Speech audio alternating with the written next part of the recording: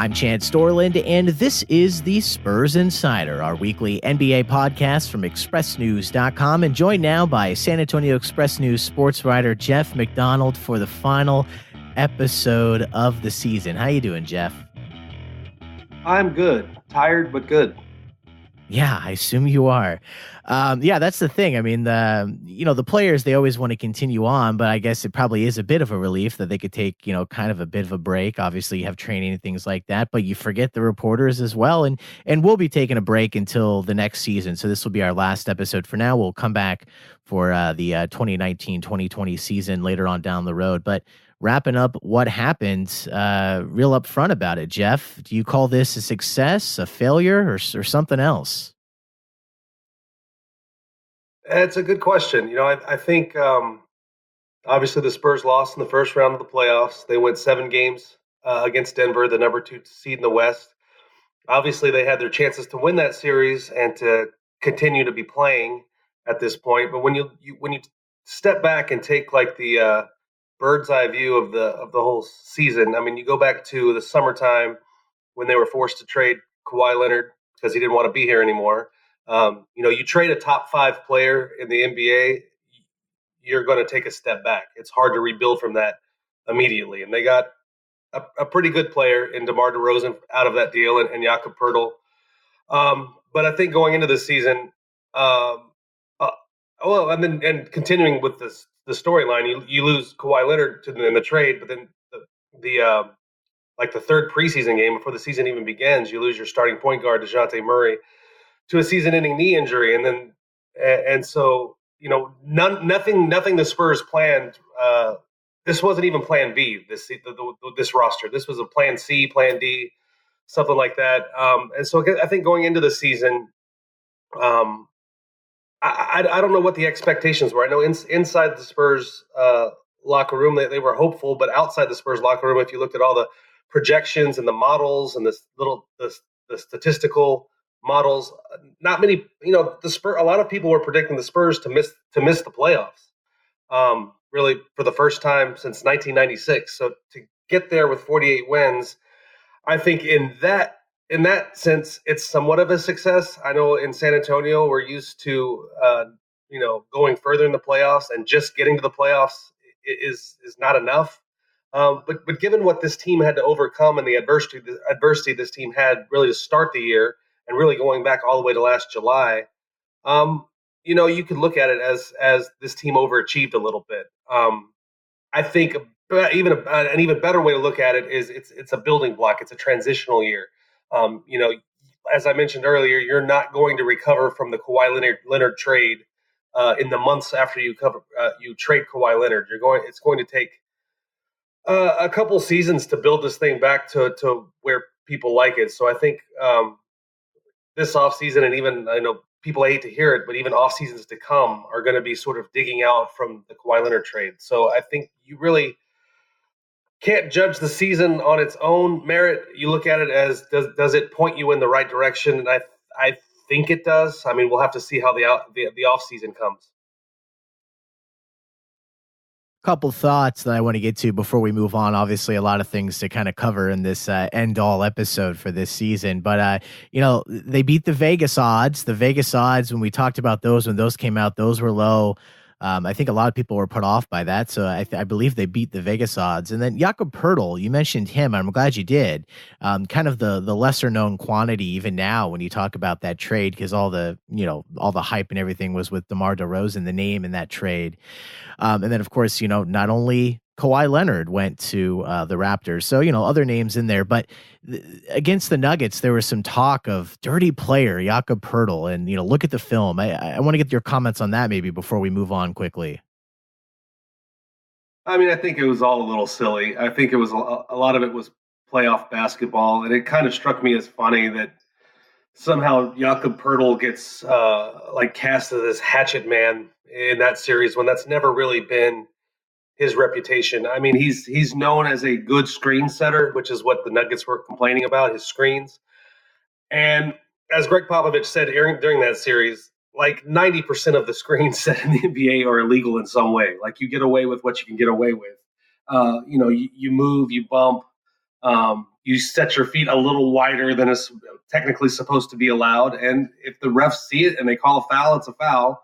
And if they don't, they don't. I don't think at any point, like, there's a difference between setting screens that are borderline illegal, which pretty much everyone does, and being a dirty player, like trying to injure people. And that's not Jakob Poeltl at all. Like that's almost crazy talk. He's not like a Jaja Pachulia who has that reputation of intentionally trying to injure people while he's on the floor. If it's more along the lines as his job is to screen this guy, and he's a big guy, and if that guy runs into him in the wrong fashion and gets hurt, then so be it. But I think it was kind of lost in the shuffle. I mean, the Nuggets, it's fair to complain if you think those are illegal and should be called fouls, which is what the Nuggets were doing. I don't think anybody on the Nuggets said Jakob Poeltl is dirty. That's kind of how it got translated out in the fan universe.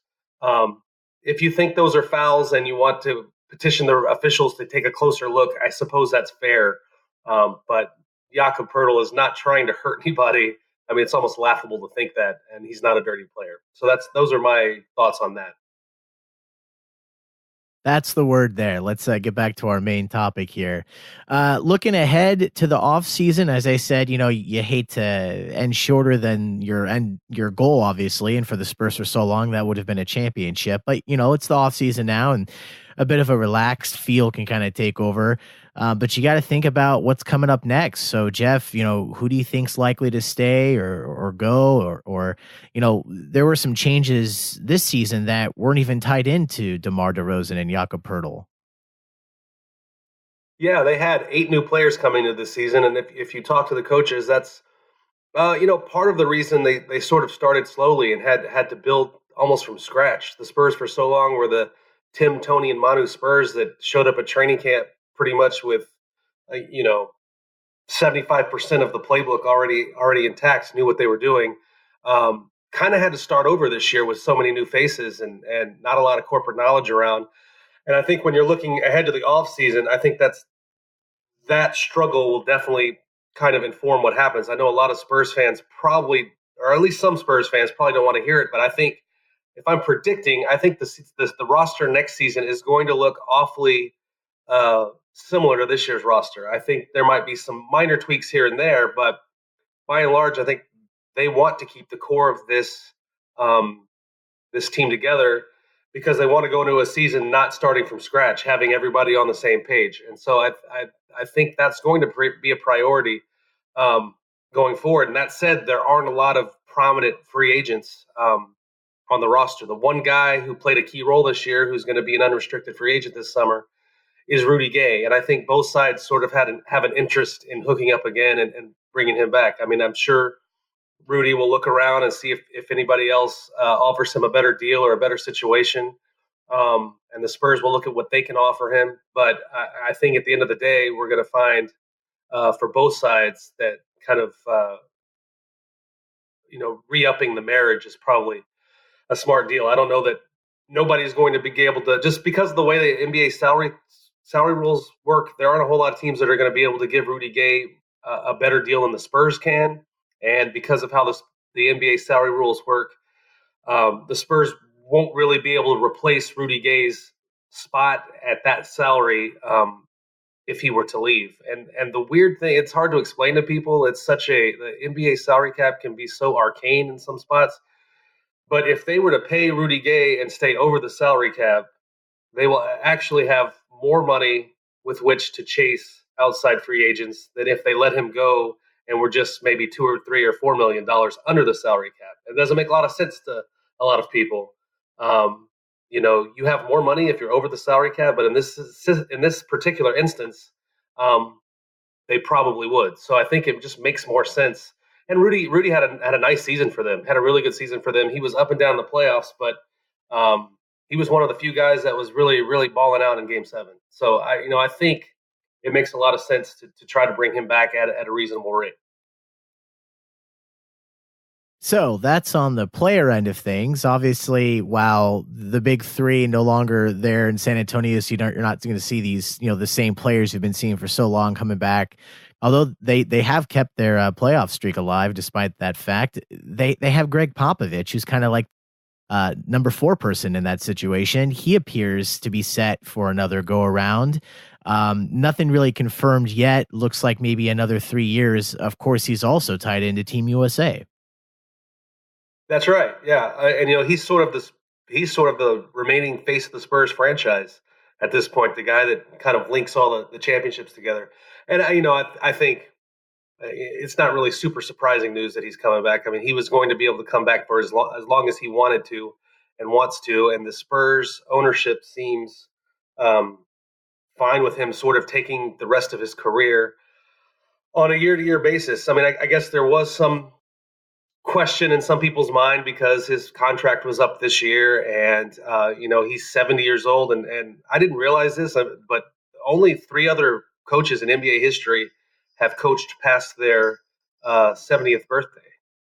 It's sort of rare to have a coach at Pop's age still going strong. So I think that's where sort of some of the, is he going to come back? Is he not going to come back? Obviously, the Team USA thing is another obligation that you were thinking, well, possibly he just does that full time. But um, talking to a couple of Spurs staffers after Game 7, nobody really thought he was going to walk away, and that seems to be the case. I mean, he's basically to the finish line on another contract that will go for 3 years. And that doesn't necessarily mean he's going to be here for 3 years. Like I mentioned earlier, they're going to let him take it on a year-to-year basis. If after 1 year of the 3-year deal he decides, I'm pretty much done, then he can walk away at that point. If after the 3 years he still decides he's basically never going to retire, he could sign another deal for 20 years. Who knows? But and then you mentioned the Team USA stuff, or we both did, and yeah, that kicks up into high gear this summer. Really, I mean, he's technically been the coach for the last 2 years, but through all the qualifying stuff, they use it's kind of a weird thing. The USA basketball, the Team USA team, to qualify for the World Championships, which are this summer, they had to win some qualifying tournaments last summer throughout this season, and they don't use NBA players. They use G Leaguers and just whoever they can find. And Pop, of course, isn't coaching that. He's coaching the Spurs at that point. So Jeff Van Gundy took over. So it is sort of this weird situation where Pop's the head of the program, and the guys that are going to go to the World Championships and to the Olympics in 2020, they haven't confirmed them, but they're your LeBron James types, your NBA stars. They don't get to go to that unless these G Leaguers and Jeff Van Gundy win these qualifying rounds that they've already won. But it's just an interesting situation that it's all in somebody else's hands. But now Pop is really going to be hands-on this summer because they're going to China for the World Championships. And there's training camps to hold and like scrimmages, and they're going to be in Australia before they go to China. And so it's going to be a busy summer for Pop. It really is. And it's going to be interesting to see how he balances all that stuff. I mean, people have done it before. Coach K was the coach before Pop, and he had to run a whole program at Duke while he ran Team USA, and it didn't seem to take away from either side of the ledger there. So it's going to be a Pop heavy summer. I think we're going to hear a lot from him and about his team. That's great. Wow, it's going to be a Pop heavy summer. That's a bumper sticker. That's a shirt in San Antonio. Jeff, I'm going to give you a big chunk of time here at the end for final thoughts. Probably a few things we've already discussed might pop up during that time, but the last of my questions, looking to the near future, the backcourt is going to be log jammed next year.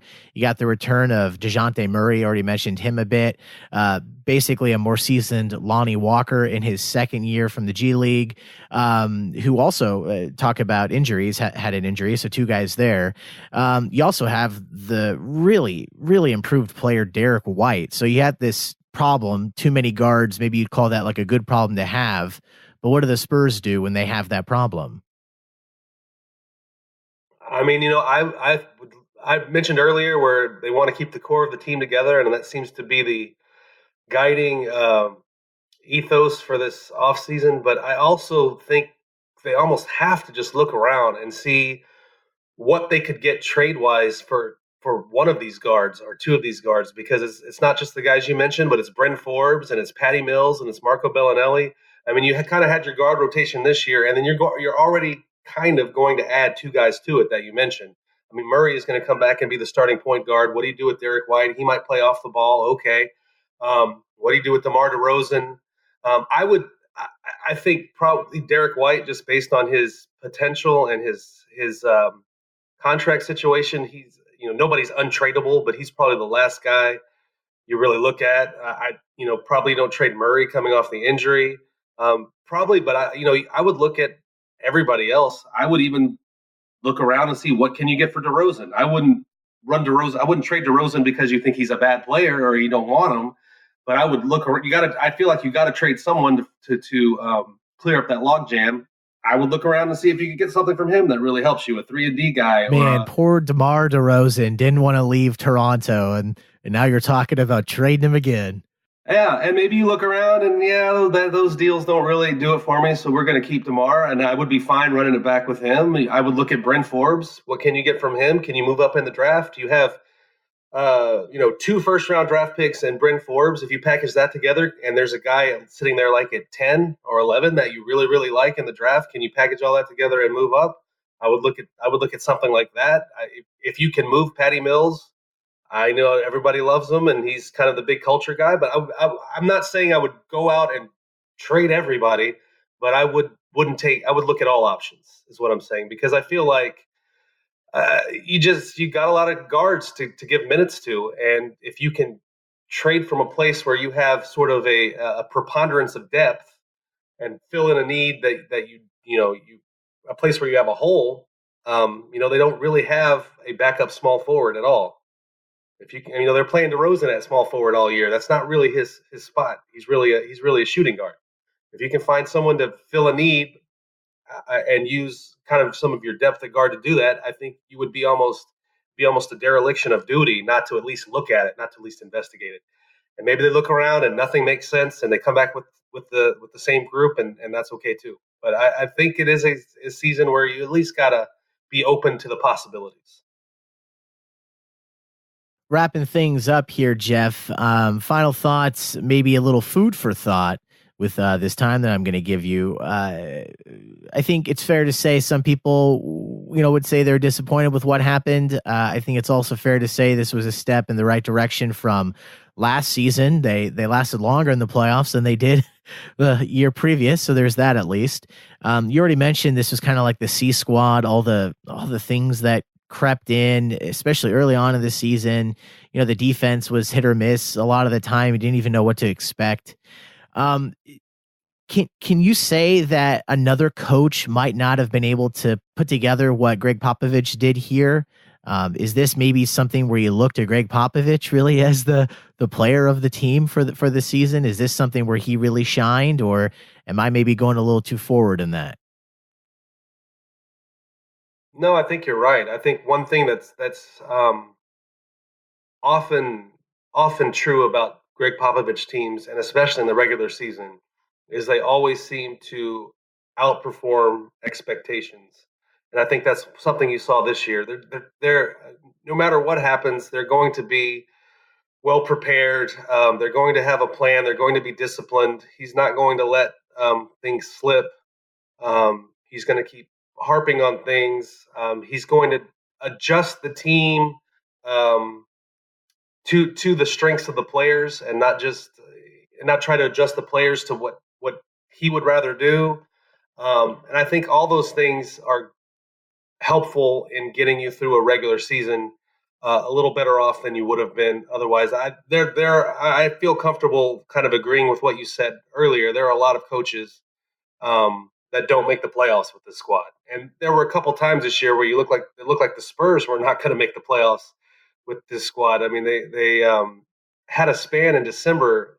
In the span of a week, they lost 3 games by 30 points, and that's not really what a playoff team looks like. And there was the rodeo trip where they were 1-7, and they're coming out of that like barely in 8th place, and you're thinking, I don't know if they'll get it together. And a lot of credit for getting it together and keeping the thing from just completely unraveling and capsizing has to go to Greg Popovich. So I'm not going to sit here and say this is the greatest coaching job he's ever done, but it's on the list because on paper, the way this team was put together kind of on the fly. Like, you don't blame them for putting the team together this way. They were kind of forced. This wasn't, as we mentioned earlier, this wasn't the plan. They're kind of just sort of having to make do with the pieces on hand. And I think in that sense, they made pretty good hay with what they had to work with.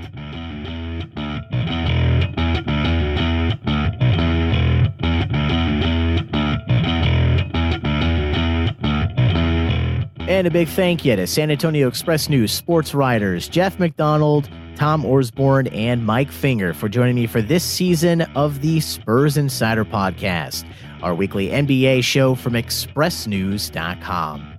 For the San Antonio Express News, I'm Chance Dorland.